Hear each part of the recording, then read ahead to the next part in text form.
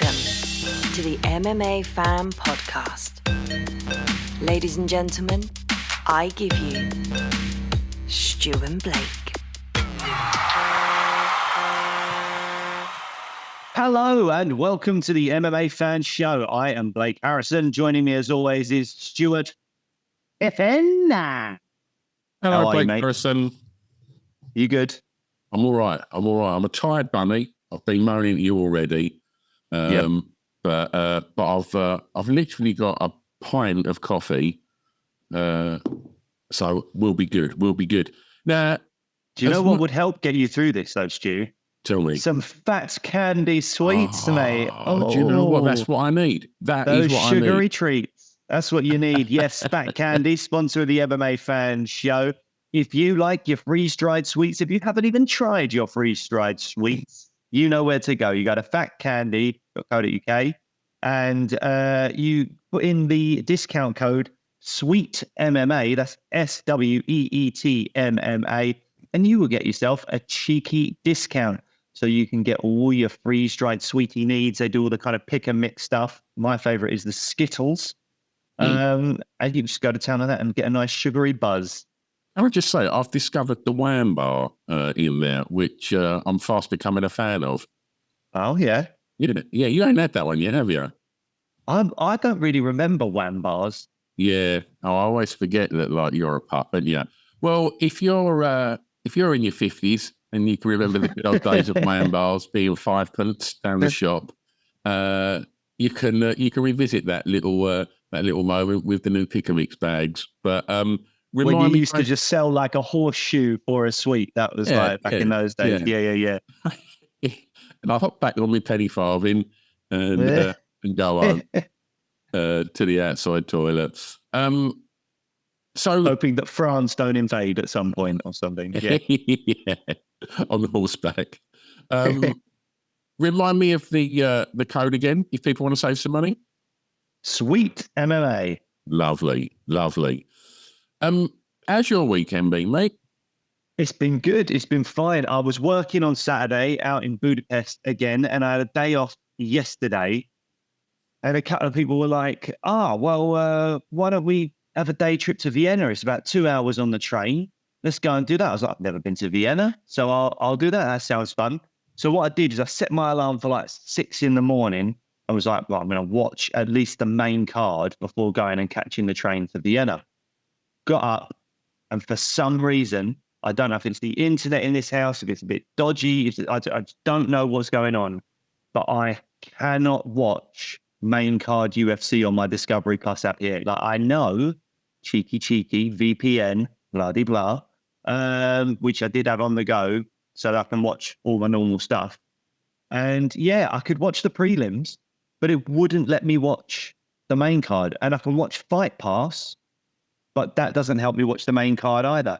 So I was spending the first, hour and a half or whatever of yesterday, just frantically Googling how to solve this problem, and basically couldn't. So watched a couple of prelims fights and just was like shouting at inanimate objects around the flat that I couldn't, couldn't get this done. And I ended up being on the train to Vienna, and I don't know what possessed me, but part of me thought, let me just check to see if I can do this. And I could, but the signal was atrocious. So it kept stop, start. So over the course of a 2.5 hour journey to Vienna and a 2.5 hour journey back from Vienna, I was incredibly antisocial. I was going to say, you didn't go. I see some pictures on the internet, like on your Instagram. You didn't go on your own, did you? No. I was with a couple of people, but I was just like, guys, I'm really sorry. I've got to do a podcast tomorrow. I'm watching some UFC. So rude. Rude. So committed, Stu, with him. Committed to you, committed to this show, committed to the fans watching this show. Damn right, I should get my applause for that. So I did that so that I can now talk to you about this wonderful card that happened in Salt Lake City. But yeah, that was about it. So should we, I think it's a good idea to start with the main event because I'll be honest. Vienna's a beautiful city, by the way. It's one of the most beautiful cities I've ever been to. It's all right, isn't it? If you haven't been to Vienna, go to, and especially if you like old buildings, bit of architecture. Yeah. Then get down to Vienna, mate. Lovely. What a stunning review. If you like old stuff, just go there for the day. Yeah, it's true. I loved it. I thought it was great. You just spend the whole day just wandering around because why are we going to bother saying this? You ain't going to remember it. But you obviously know the feeling that's gone on in you and I means nothing to me. Oh, Vienna. The song. Of course. Is it Queen? Oh, fucks. Let's just move on. Is it not Queen? We met on a music podcast, Blake. I know. Is it? I just assumed it was like Freddie Mercury being like, "Oh, Vienna." Is that not true? No, it's Mitchell from Ultravox. It's Ultravox. Oh, exactly. Let's just. Now I'm getting annoyed. Now it's that Queen. Jesus. I assumed it was Queen. It sounds Queen-esque. I'll do the music. You do the acting. All right. All right. So look, I mean, before we get into it, I want to ask you a question, right? Overall, what did you think of the event? Again, really hard for me to be to have a really good opinion on this because honestly, I'm watching it on my phone on the train, and the amount of times where it would just stop mid-action, I'd have to wait 30 seconds for the internet to kind of like sort itself out, all that stuff. So for me, it was a fucking nightmare. But that's not indicative of how most people would have watched this card, so I can't really speak to it too much. Yeah. I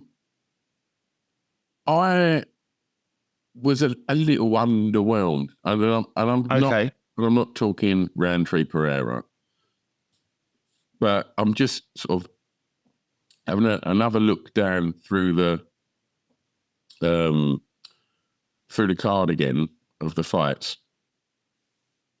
And yeah, I was a little disappointed, really. But looking at the fights, and obviously we discussed this in the pre-show, there's lots of stuff that we thought might not be super explosive. But I guess let's work our way through it. But should we start with... There was a lot of decisions, weren't there? Were there quite a few decisions?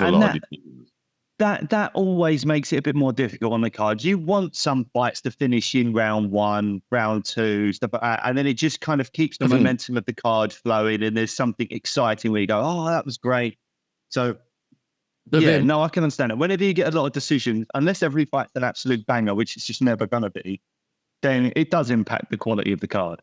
Yeah, and you did get a first round, TKO. But not the way that we ever want to see it. It was, we'll get to that anyway. But shall we start with the big boys? Yes, let's start with Pereira versus Roundtree. I mean, Roundtree came into this fight saying he was going to strike with Pereira. He was not going to do any kind of takedowns whatsoever. And, takedowns aren't Roundtree's game, so I understand that. But there's a lot of people that talk like that and then don't deliver. And he delivered. Like, it's maybe wrong of me to start this conversation talking about Roundtree when Pereira's the winner and Pereira, in the end did some fantastic things. But I think a lot of people have now really warmed to Khalil Roundtree, especially after that performance. I mean, he's got quite a sad story. People that don't know, I think his father was murdered when he was only 2 years old. His father was shot. And Roundtree at one point was like 300 pounds when he was in his teens, and he was quite depressed, and he speaks openly about kind of mental health stuff and stuff like that. And he found MMA, compared to a lot of athletes, relatively late, and then has lost like 100 pounds or whatever it would have been, or just under that, and become a world-class athlete. It's a great story. And I think he is someone that is one of the kind of good guys of MMA. And I think it's really good to kind of applaud that. There was a weird moment at the start, though, where I was kind of like, oh, if you hadn't been so interested in just striking with Pereira, the very first action of the fight was Pereira doing some kind of lunging kick that Khalil caught, threw him around a little bit, and Pereira's back for a brief moment of time was exposed. And you think a different fighter would have just leapt on his back and been like, I've got you back now, I'll try and take you down from it, or I'll try and get the hooks in, anything like that. Roundtree wasn't interested. And I was thinking to myself, like, that looks like an opportunity. Do you think that's just because he's been training so much Muay Thai, he's caught that kick and he's thrown the kick as you would in Muay Thai, perhaps? Yeah, but this is MMA, and those skills are fantastic. And what you need to do is transition from that to jiu-jitsu or wrestling or whatever. But again, Khalil Roundtree stuck to his word, and he was like, no, I'm going to try and beat him on the feet. And he had success. Mate, at points, he was really good. It's like, this game plan that John Woods put in place here is a cracking game plan, because he was keeping his range. He's had faster hands than Pereira. He was throwing more combinations. And I think it did take Pereira a couple of rounds to kind of work him out. And I had Khalil winning. Round one, I thought could have gone either way. Round two was definitely Khalil. Round three was Pereira. But I think on the judges' scorecards, Khalil was two. Yeah, well, you the same as the judges. They had Khalil 2-1 up going into the fourth. And then obviously what happened in the fourth was just brutal. Absolutely brutal. I think we saw in the third him just start to really establish. I mean, that jab was really evident, wasn't it? And have you seen the pictures of Khalil's eye? Holy shit. There's one like post-fight of his whole face, and it's like, Jesus, I hope he's got paid a lot of money for that, because who needs to experience that? I mean, it was brutal. It was a beatdown in that last round. But look, we're talking a lot about Khalil Roundtree here. Let's talk about Alex Pereira, because what we saw there was a championship mentality, wasn't it? It was like, okay, right. Because I think the fight style of Khalil Roundtree, Southpaw, I think made things a little bit more problematic for Pereira. But I think he done what a champ does, and I think he thought, okay, right, Khalil's got a good game plan here. He's outboxing me at the moment. He's not looking to take me down. Okay, so we've got a kickboxing match here, but for me, it took Pereira a couple of rounds just to really suss it out and start to assert himself. And then in that third round, I just thought, okay, he's taking him down, and Khalil was gassing.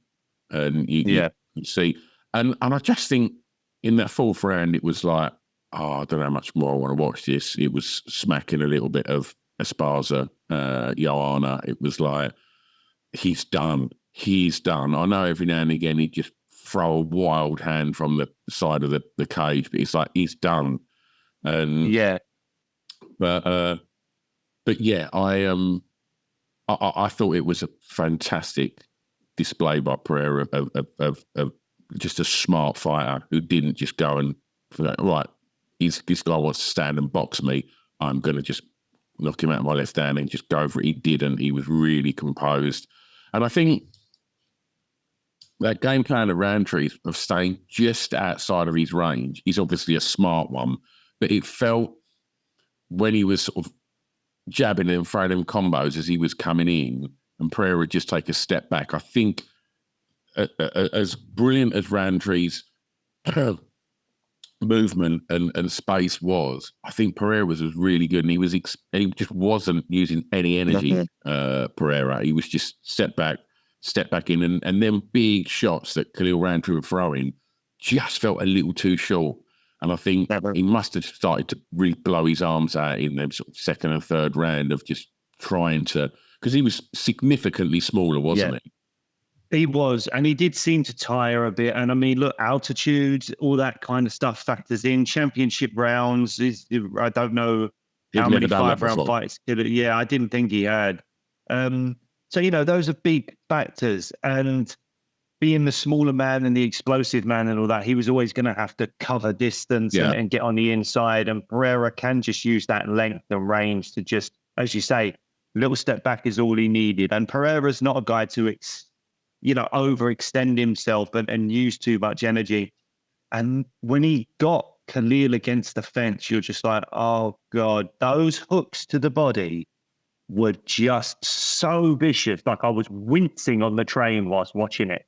It was just horrendous. But I'd say, look, credit to Khalil for continually trying to throw back. I think his stock has really gone up after this. I think loads of people will really, really have a lot of love for Khalil Roundtree after this. I've got a few questions I want to ask you about Alex Pereira. But before we do, what's next for Khalil Roundtree? Because for me... Holiday. Well, 100% holiday, get that eye looked at. For me, I really, really want to see him versus Jamal Hill now. Yeah, that's a great fight. That's a great fight. Yeah? Yeah. I think that's a really good fight. I want to see Khalil Roundtree versus Jamal Hill. I know Khalil's going to need some time off, but Jamal Hill, did you see him yawning after the fight? No. Yeah, he had this whole thing of like, because he's still got beef with Pereira and he still believes that, he can beat Pereira and all that. Pereira had a great one-liner. I haven't watched the post-fight press conference. I haven't had time. But I have seen a clip of the media asking Pereira, like, oh, what did you think of Jamal Hill, like, yawning after your fight? And Pereira just goes, or maybe he's only just woken up from UFC 300. Absolutely savage. Savage little comeback from Pereira. It's so good. It's so good, isn't it? That's absolutely fantastic. I love Pereira. Shama. But yeah, he's absolutely brilliant. So yeah, I want to see that fight. I think Khalil deserves to keep fighting people in that kind of top 5 for a little bit. And Jamal Hill, for me, needs to... Has he had a win since 300? I don't think he's fought, has he? No, he hasn't fought. No, he hasn't fought. So this, to me, is a good fight. It makes a lot of sense. Yeah. Hill versus Roundtree. Let's make that fight. As long as Hill's happy to wait. I know he's had injuries and problems, so hopefully the timing of that works out, because Khalil obviously needs some time off to sort that eye out and everything. But this is one of those losses for Khalil where I think we could see him really improve. Yeah. Like, I don't feel like this is one of those losses where it's like, he's taken his soul from him and he's not the same and all this kind of stuff. I think this is one of those losses that fighters can grow from and improve. And yeah, we'll have to wait and see. But I'm very excited to see what's next for Khalil Roundtree once he's all healed up and recovered properly. But in terms of Alex Pereira, 3 title defenses this year: UFC 300, man. UFC 300, UFC 303, and now UFC 307. Is he the fighter of the year? I think we've had a small discussion about this in the past, but is he the fighter of the year? I have a potential counter argument, but what do you think? Well, off the top of my head, without giving it lots of thought, I really can't see how you could say otherwise. Well, here's where I would go, maybe someone else. In a few weeks' time, we've got Ilia Topuria versus Max Holloway. And granted, those guys will only have 2 wins, not 3. But when you're looking at Jamal Hill, Yuri Prochazka, Khalil Roundtree, how does that stack up to Ilia Topuria finishing Alexander Volkanovski and then beating maybe Max Holloway, or Max Holloway with a KO of the year finishing Justin Gaethje and then beating Ilia Topuria? Like, how do those 2 potential resumes compare to the one that Pereira's got now in terms of this calendar year? No, I'm going to stay with Pereira because, again, really? He's only been in the UFC like 10 minutes, and like, just look what he's doing at multiple weights. I mean, interesting in what he said post-fight to Rogan. because he was sort of pushing him, wasn't he, about heavyweight, and he said like, "There's plenty of fights where I'm at now. The weight cut felt good." And for me, he didn't say Ankalaev's name, though, he did he? did not say Ankalaev. And if you're looking at fights in the like heavyweight division, you've only got Ankalaev, really, like that. He's going to get that shot, surely. Well, you would say that, but then Khalil Roundtree got a shot, and everyone's like, "Well, he didn't deserve the shot." Yeah. So what are the other options? Stuff does happen.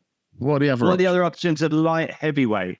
I mean, if it's not Ankalaev at light heavyweight, something's going wrong. But obviously, he's teased going down to middleweight to fight Duplessis. He's teased going up to heavyweight and having fights up there.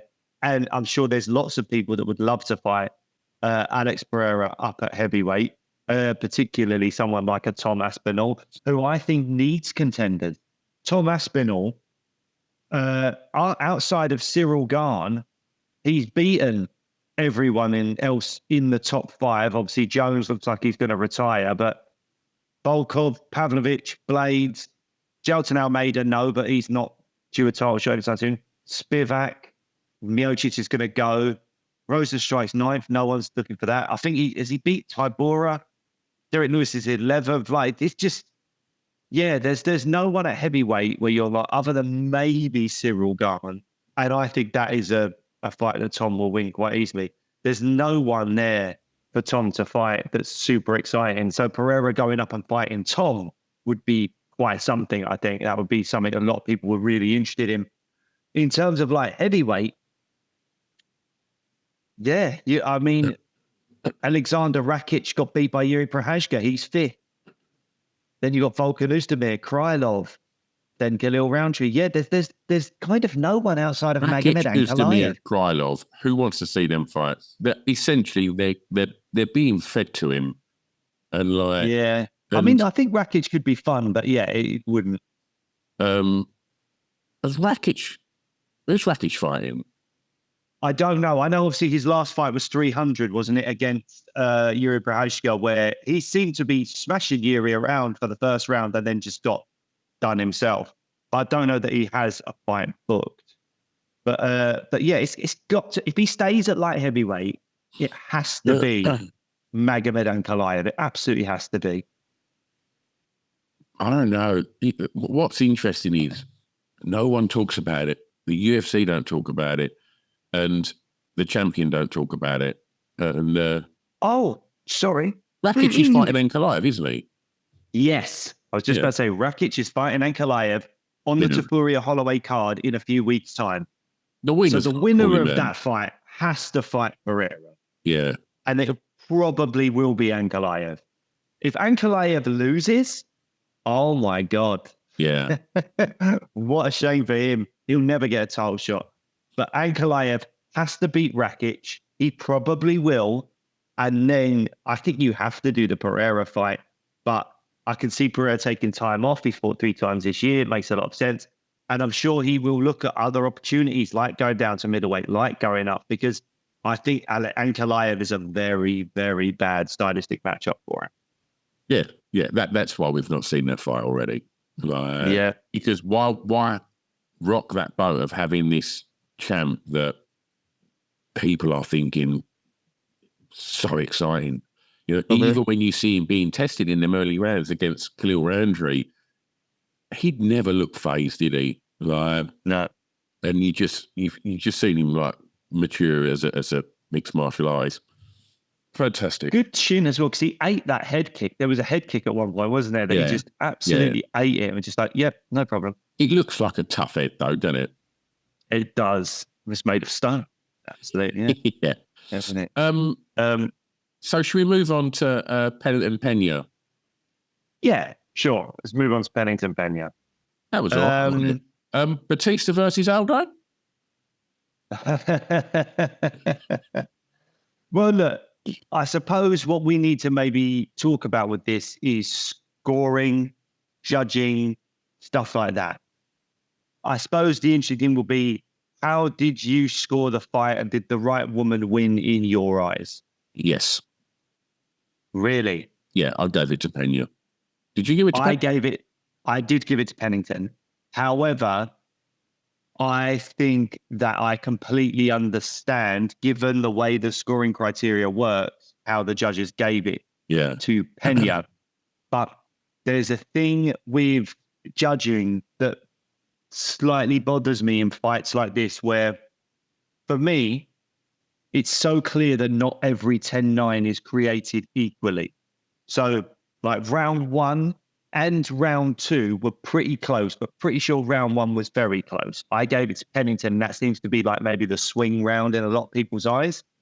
Round 2, I gave to Pena. Round 3 was definitely Pena. And then round 4 and 5 for me, definitely Pennington. Yeah.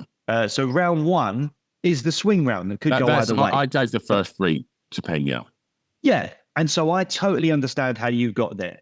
But what's slightly upsetting about the way the scoring works and all that stuff is that the most dominant rounds were probably like 4 and 5 for Pennington, maybe, I think.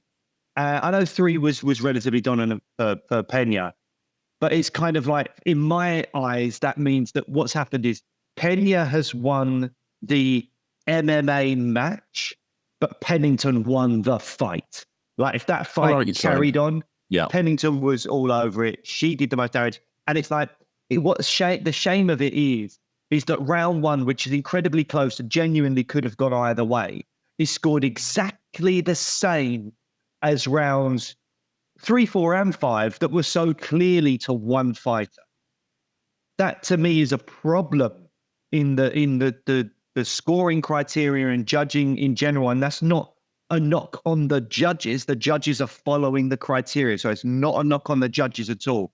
But when you look at a round that's incredibly close and it's 10-9 to either fighter, that shouldn't be the same score and have the same impact on the totality of the fight as a round where so clearly one fighter has won and maybe isn't even that far from a 10-8, but it's not quite a 10-8. There should be way more use of the numbers. We should be seeing way more 10-8, 10-7s and stuff like that and incorporating that all into it so that, you know, a round that is way more dominant or clear is a 10-8 and a round that's incredibly close is a 10-9. And then a round that is very dominant is a 10-7 and maybe you can even get a 10-6. And let's use the numbers a little bit more and that will more accurately reflect a fight, in my opinion. I agree.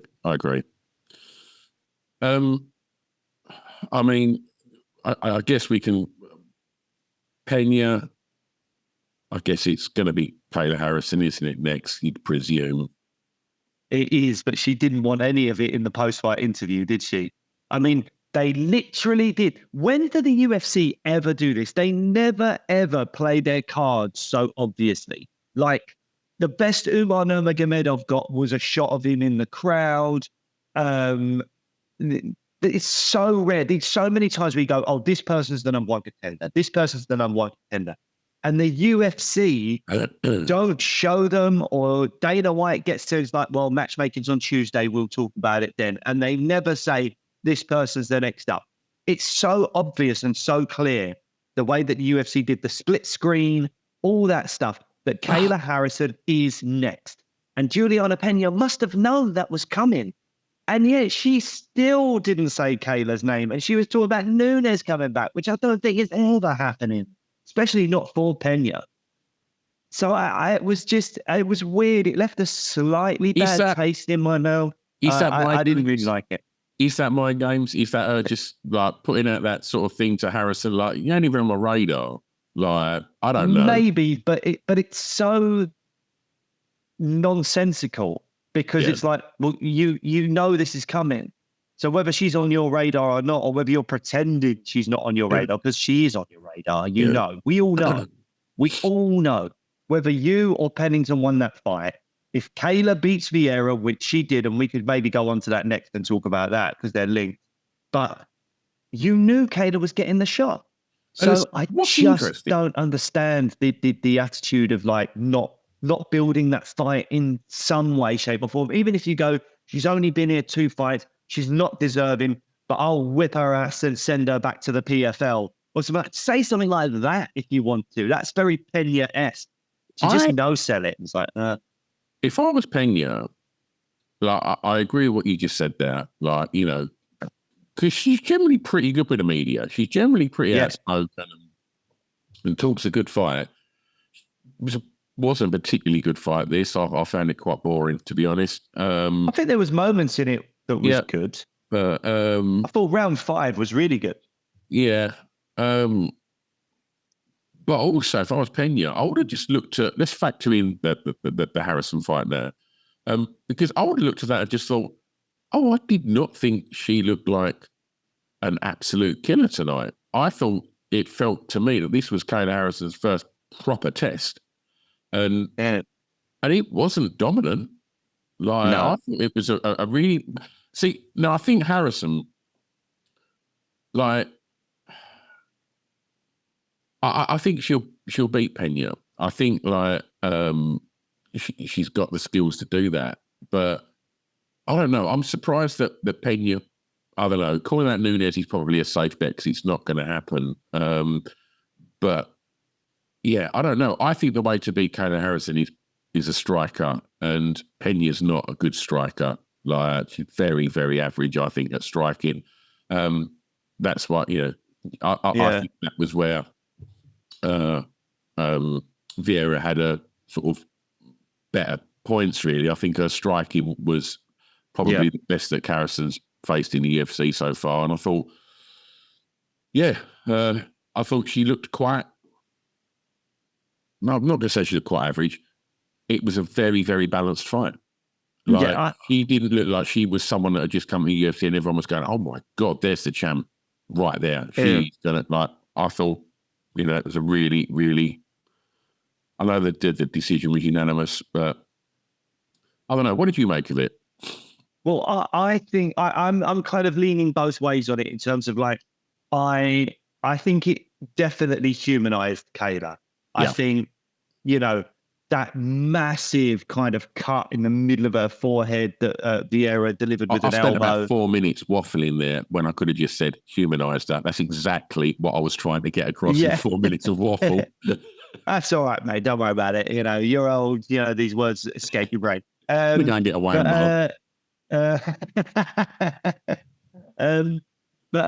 yeah, you know, so I do think, you know, that cut on her forehead, Vieira was able to keep it on the feet at points.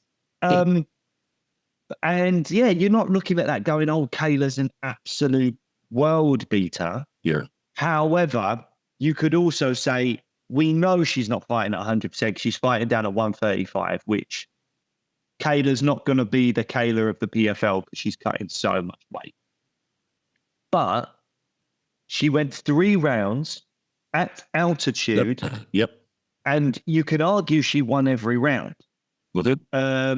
So that actually should shut down talks of people saying how much the weight cut is going to affect her performance in terms of, at very least, the competition that we see at bantamweight. It's going to detract from the best Kayla Harrison we could possibly have, because how can it not? But the state of the bantamweight division at the moment is not great.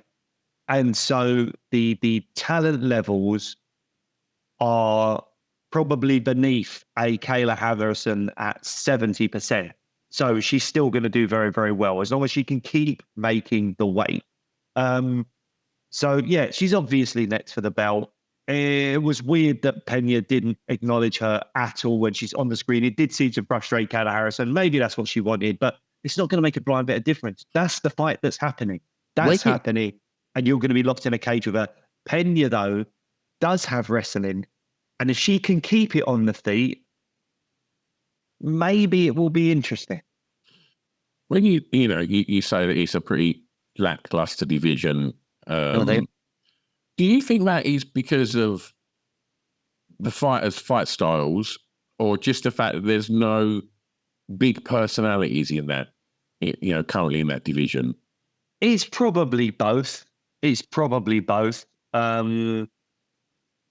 there's just, I don't know, like I think of strawweight, and I don't think strawweight is what it used to be. But when you think of strawweight, think of those fighters like Zhang Weili, Joanna Jacek, I know is retired now. Rose, I know, has gone up to flyweight now. Tatiana Suarez is injured all the time. So, you know, but there are good fighters in that division. But flyweight seems to be the division now that everyone's like, oh, yeah. So we had the Grasso upset, and Grasso is at times, you know, a fun fighter. Valentina Shevchenko is a GOAT and, you know, has got great knockouts and great performances. I am a huge fan of Natalia Silva. Yeah. I think she's phenomenal. I really like her. Jessica Andrade flicks between strawweight and flyweight. Like, there are a lot of fun fighters in those divisions. And so bantamweight just doesn't seem to have that at the moment. And we're seeing Raquel Pennington and Juliana Pena being the top women in those divisions. And that doesn't seem right, does it? Like, when you're looking at Zhang Weili, you're like, yeah, you're the best woman in your weight class. When you look at Valentina Shevchenko, like, yeah, you're the best woman in your weight class. You look at Pena or Pennington, you go, really? Yeah. Are they the best ones in that weight class? And that, to me, just, it's not a great showing of the weight class. And I do believe Kayla Harrison will come in and dominate. Okay. We saw Jose Aldo. Look, we all wanted Jose to win because he's Jose Aldo, and we'd love to see him make one last final hurrah. But we spoke at length about this in the last show, that why are they giving him killers on the rise that are really looking to, what they want is a legend scalp on their CV. And Mary Batista got one this weekend, and I thought looked decent. I didn't think, I mean, Jose had his arm up at the end of the seat. You think he won the fight, and as much as I was willing him to win that fight, it was nowhere near enough, I thought. What did you make of it, mate? I think you can give it to Aldo. Seriously, I think you can give that fight to Aldo. Yeah. No. Yeah. No one wanted him to win more than me, mate. But he was falling there. Round one, Batista all the way, did well on the feet, like killed the fight up against the fence, all that stuff. Round two, Aldo looked great. Incredible takedown defense. He landed good strikes. He was showboating with the head movement at points. I know you don't get points for that, but I think he looked really good in that round and delivered the most damage of that round. Round three is tight, but for me, Aldo looked like he was getting tired. Bautista was having him up against the fence for really large portions of that round. Yeah. Like, the control time up against the fence was a lot. But that doesn't mean anything. And I don't remember any real damage that he did whilst pushing him up against the fence. Aldo would take his time, move away. Mark Goddard was saying, work, guys. Was it Mark Goddard? I can't remember. He was like, work, guys, work. Like, there wasn't damage being done. The odd knee to the thigh, but not massively. Well, and they didn't look super impactful. I'm sure they hurt a lot. Well, do you give that round to Jose then? Jose, in the rare moments that he did get free, and I think he did it towards the end of the round, actually, like within the last minute going, he landed a few good strikes. And for me, I was like, Bautista has done so little in round three in terms of damage that the little flurries that Aldo got off when he did get free didn't give him that round. That, for me, was enough. Because you cannot give Bautista the round if he takes 3 strikes and all he delivers is 4.5 minutes of control time up against the fence, but not doing any damage whatsoever. No. And Goddard or whoever is going, work. For me, he doesn't win that round. I wasn't, don't get me wrong, I'm not shouting robbery. I'm not overly bothered by the fact that Bautista won or anything like that. But I do think there is a world in which you can give that to Jose Aldo. And had Jose Aldo won, I'd have gone, yep. I wouldn't have gone, oh my God, they gave it to Aldo. I'd have gone, yeah, fine. So yeah, that's just me. But yeah, it didn't happen. Bautista won. It was a bit of a bore fest at points, the way he was just putting him up against the fence. It was very Merab-esque. Very, they made that known, didn't they? They made that very known, yeah. Controlling against the fence. Everybody was booing. And yeah, it wasn't a great fight. I think, and that wasn't Aldo's fault. And that's what I'm saying. I think you've got to book Aldo better than that, because this two fight, like the Merab fight, was very, very similar, where you maybe could argue that Aldo's won that fight or won rounds in that fight or whatever it is. And it was the stifling push you up against the fence that wins out. And it's like, just this boring. If you're taking him down, passing the guard, doing damage, looking for submissions, yeah, sure. But just that push up against the fence and do nothing. It's like it's reminiscent of Usman Masvidal 1, where it was just foot stomps. Oh my God. And it's just that kind of stuff that if you've got a mate that's not watched much MMA, and you're like, oh, we had a couple, but I don't think that was round 3 though. I can't remember. Maybe it was. I can't remember. But shoulder strikes were all right. But like, if you're going to a mate, oh, you've never watched MMA. MMA's amazing. Come watch your sport. Come watch it. And that fight comes on. Your mate's looking at you like this. Yeah. This is what you watch. Yeah. And I just think that's a shame. That's a shame. And I still think I think Aldo should be treated a little bit better. He's an absolute legend. But I still think you can make Aldo Dom Cruz, Aldo Henry Cejudo. And I think those fights make a lot of sense and would be a lot of fun to watch. So I really want to see those fights. In terms of Mario Bautista, he'll be 10th come Tuesday or whatever it is. Song Yadong could be next. That could be a fun one. I think Song Yadong's coming off a loss or two or something. Or, Yan's fighting Figueiredo, maybe the loser of that fight. Yeah, it makes sense. I think Bautista wants to rematch Corey Sandhagen, who beat him a while ago. I'd rather other things for Corey. I think you're another winner away from getting someone like Corey Sandhagen, but that's just for me. I agree. You'd say Kevin Holland. I mean, this was. I thought the first round was looking all right. I thought this could be a fun fight. I didn't have huge expectation for it. And it would appear that Delitze was sort of grappling with Holland and seemed to sort of turn him and looked like sort of cracked a rib or something like that. And popped or cracked a rib. Something. He pointed to it straight away, didn't he? Yeah, and I mean, he's gone back to his corner, and you could see he was in a lot of pain. Yeah. And was sort of said to his corner straight away, popped a rib, and the corner that his corner acknowledged it, and then said it felt to me that they were sort of saying, right, okay, well, look, go back out there and see how it goes. Which I've seen fucking Conor McGregor's posted just moaning about it, just saying fight, and it's like, hang on, mate, it's got a broken rib. Like, why would you, if you've got a broken rib and you're in absolute agony, have someone punch you in it again? No, I'm all right, thanks. I haven't seen this post. What he was complaining that Holland wasn't fighting with a popped out rib or broken rib or whatever. Let me find it. But yeah, I mean, if that's the case, and look, I can't compare myself to these athletes. I can't do what they do. But it does seem slightly rich for a man who pulled out of a fight with a broken toe to be complaining about a man with a busted up rib. Yeah.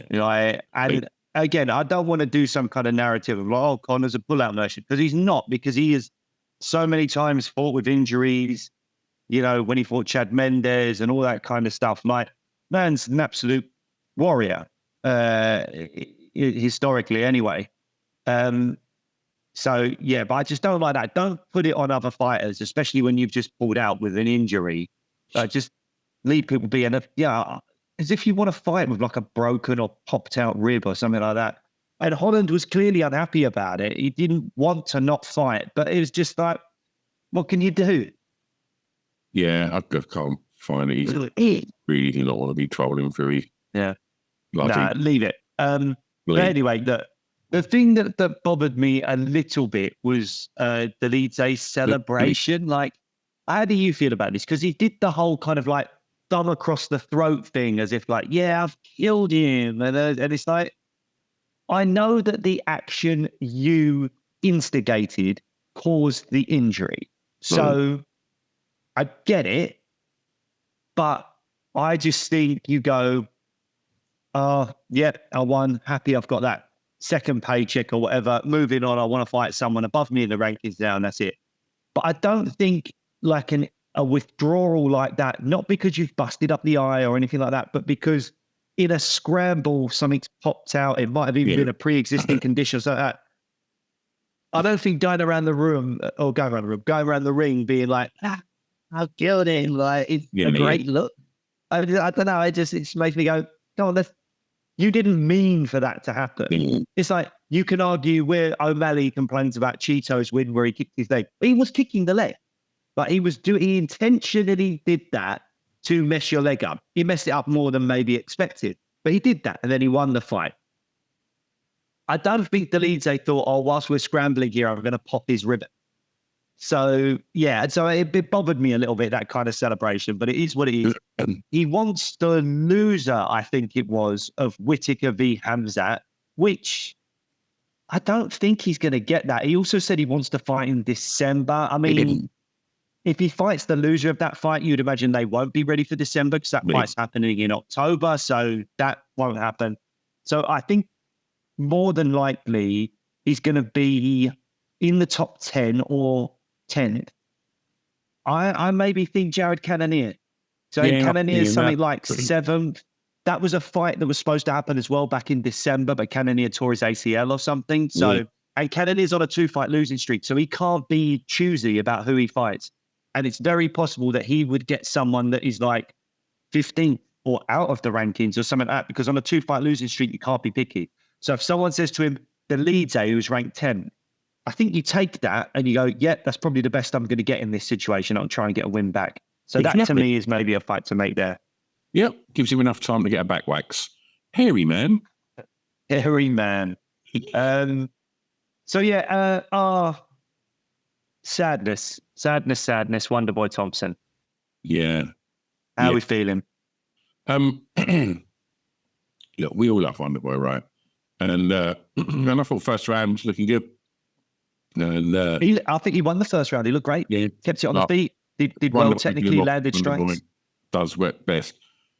Joaquin Buckley just kept that pressure on, and I'm not the biggest Joaquin Buckley fan, but he's starting to really sort of prove himself, and he in that sort of the lead up to the finish in the third round, wasn't it? It was like watching prime Mike Tyson, because he's short and he's stocky, and he was just coming in constantly at just fighting in that. And I think Rogan even mentioned it's like watching young Tyson, and it really was. He was throwing wild shots, and you know, you'd imagine that maybe 5 years ago, Wonderboy reactions of speed would have been that little bit sharper. Yeah. You know, he's coming to the sort of twilight years of his career now.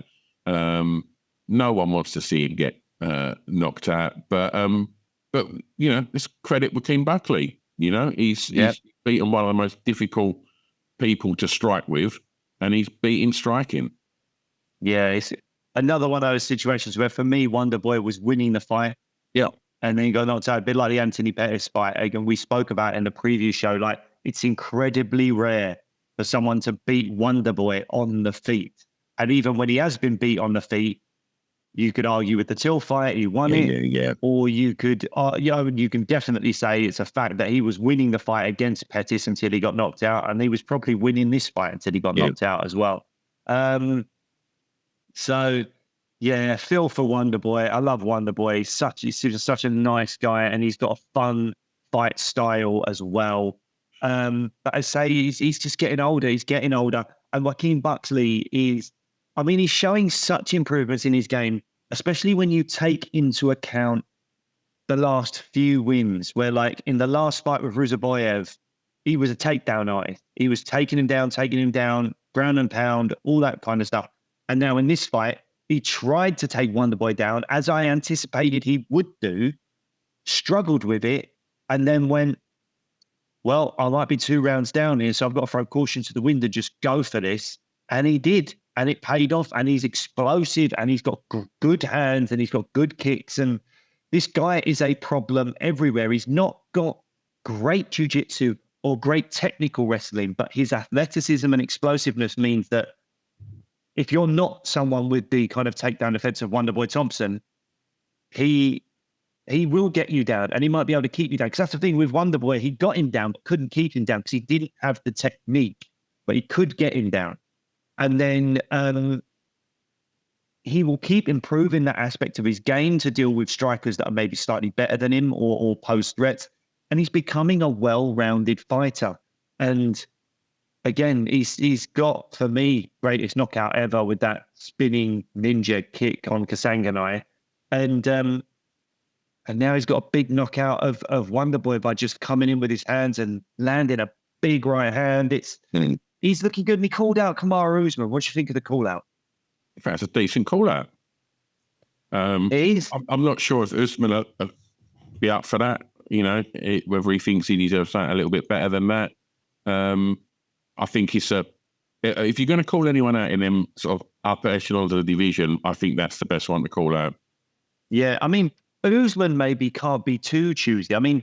He can because he's a former champ and he's got loads of money and he can just, rest on his laurels if he wants to. However, he's on a 3-fight losing streak, technically. 2 to Edwards, 1 to Hamzat. So, yeah, if Buckley now is going to be ranked 9th, then above him would be Gilbert Burns, Ian Gary, he won't get. Sean Brady could be interesting, but I don't know. I'd like to see Brady kind of fight someone up as well because he's looking so good at the moment. Why is Colby Covington 5th? I don't know. Then you got Jack Della. That could be a fun fight. Jack Della versus... I think Jack Della's looking up. I think a lot of these people are going to be looking back. But we match-made the welterweight division a while ago. And we were saying Leon Edwards versus Gary, Shavkat versus Bilal, and Kamaru Usman versus Jack Della. And none of that's been booked. If Usman doesn't want to fight Jack Della, if he doesn't want to fight Joaquin Buckley, do you put them together? I don't know. I'll give him Sean Brady. I'll give him Sean Brady. Would you go Joaquin Buckley, Sean Brady? It'd be an interesting fight. You're potentially killing off a good prospect there, though. By you're killing off one to serve another, so maybe it's fine. I don't know. Welterweight is interesting at the moment because you've got Michael Venom Page, who I just love. I know he's coming off the loss to Gary, but he's got such a fun fight style as well, and he's really good. Michael Morales looked fantastic recently. Gilbert Burns, I do think, is on the way down. Jeff Neal's fighting RDA, which is kind of a bit meh, given all these young, hungry guys are coming through. There's some really, really good young fighters. That belt has the capability of having a lot of fresh challenges to it that are interesting. It's a great division. A lot of belts done at the moment. A lot of belts, like we talked about light heavyweight. We talked about maybe even heavyweight as well, at points where you just go, I don't know if there's fresh challenges for this division right now, deserving fresh challenges. Say again? 170 is stacked with them. Yeah, it is. If you threw Jack Della, Ian Gary, Shavkat Rakhmonov, Sean Brady into title shots, you'd go, yeah, that should be interesting. That should be good. And that's what the division's all about. So yeah, what else was there that we want to maybe briefly touch on? Marina Rodriguez and Lucindo. Again, it's one of those fights where I think you could make a case that Marina Rodriguez won that fight. But again, I've not got a problem with Lucindo winning that fight. But there's an argument to be made that Rodriguez won the first, Lucindo won the second. And the third round was, relatively close. Lucindo didn't do a huge amount of damage when Marina was taken down. So, so that could have gone either way as well. Weird thing where they were, again, I don't know if it was Goddard, but they were stood up because Lucindo was rubbing her chin into Marina's eye, which I've never seen before. I've never seen like a chin in the eye thing. And they were like, no, that's illegal. Stand up, you lose the position. So I never knew that. I never knew that was one of the rules. Right. Can't do a chin in the eye. I mean, it makes sense. Leave the eyes alone. But I didn't know that was like an official rule, chin in the eye. There you go. Wow. Did you know that? No, I didn't. It's quite unpleasant, isn't it? Yeah, she literally got chinned, mate. Oosh.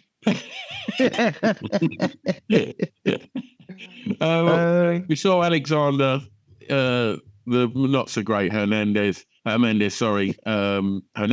even. I mean, years ago, tipped to be the most exciting new devastating KO artist in the UFC. He got a decision win over Austin Hubbard. I thought it was an all right fight. I do want to touch on Cesar Almeida versus Pereira. Did you watch that? I haven't properly seen it, but I'm aware of, was it like multiple eye votes? Dude, like unreal. Like, it was like, he's just, and the ref just didn't do anything. And it was like, I think in one round, there might have been 3 in one round. And you could see like, Terry was like, what's, mate? Like, it was bad. It was like bad refereeing. I don't know. I think that was one that when he came on, I was like, who's this ref? Like, I didn't recognise the ref. Because, Goddard was there. Was Herb there at the weekend? I didn't remember him being there. Herzog was there. I don't know. But it was really bad. Really bad. Is that the one where they said at the end of it, that ref won't be reffing again tonight? Oh, if there was any fight, that it would have been that, because it was bad. That's the other thing, is just like, you've got, it's the taking points away. It is harsh because obviously the way that fights are scored, going back to what I was saying about 10-9s not being equal earlier, because everyone basically just gets a 10-9 unless it's incredibly dominant. You take a point away, that fighter is in big trouble. They're so behind. If you utilize the numbers a little bit more with more variety, then a point taken away won't necessarily be quite so devastating, because you might have just won at around 10-8, 10-7 and get point taken away. But it should have been. In this, you need to start punishing people for particularly eye pokes, man. That can really change the course of a fight. It was just relentless. It was really bad, man. You touched on the Pennant and Esparza fight, didn't you? Oh no, that was just before we scored. You just before we scored. I was trying to just quickly watch some of it. Again, another close fight. I think you could have scored it for Esparza, and I think even Tisha Pennington, when the announcement for the announcement was taking place, she seemed surprised. Yeah. Because there was a 30-27 on the scorecards, and you could see her head just drop and go, oh, she's won this split decision. Yeah. Or whatever. Or no, it wasn't split. I think it was unanimous. But her head dropped. And then when she was called the winner, you could see the surprise on her face. I personally think that fight should have been an Esparza win. I think Tisha won round 1. I think it was close in round 2, but Esparza won it. And then round 3 was close again, but right at the end, Esparza got Tisha down and was landing some vicious ground and pound just with a few seconds to go. And that, to me, gave her round 3. So for me, Esparza won that fight, but it is what it is. She goes off into the sunset. She's retired now, unfortunately on a loss when I think it should have been a win. Yeah. But in the grand scheme of things, other than her getting a second paycheck, which maybe is a big deal to her and her family and stuff, obviously, in terms of the legacy and that, it doesn't make a huge difference. But yeah, that was that. Court McGee submitted Tim Means in round 1 by rear naked choke as well. There's not really much else. Oh yeah. Oh, I didn't see the Ryan Spann fight. Yeah, guillotine choke, first round. Yeah, it was pretty decent. Yeah. I mean, OSP. I mean, it's got to be ending his time at the UFC soon, anyway. Probably, yeah, because he's not the most exciting of fighters a lot of the time, is he? No. So I guess we'll be back. Trying to think what events we've got coming up. There's plenty happening in the UFC. We've got an episode recorded that's in the can that will be coming your way soon with Nathan Fletcher, UFC. Yes, and Next Generation. We talk about his debut, don't we? We talk about his time in the Ultimate Fighter House, which was quite eye-opening and interesting. And also we talk a lot about Paddy Pimblett and what's next for Paddy Pimblett. And we go into a bit of that. Absolutely. That's all coming your way soon. So if you haven't subscribed already, make sure you do that. What I would say you should do now is go over to Instagram, give us a follow, get over to TikTok, give us a follow. And while you're on Instagram, give Fat Candy a follow as well. Fat Candy, as Blake mentioned at the beginning of the show, are our sponsors. Go over there, click the link on their website, go over there and grab yourself some freeze-dried sweeties. Go give them a try and use the discount code SWEETMMA. We are back next time. We're done. Bye.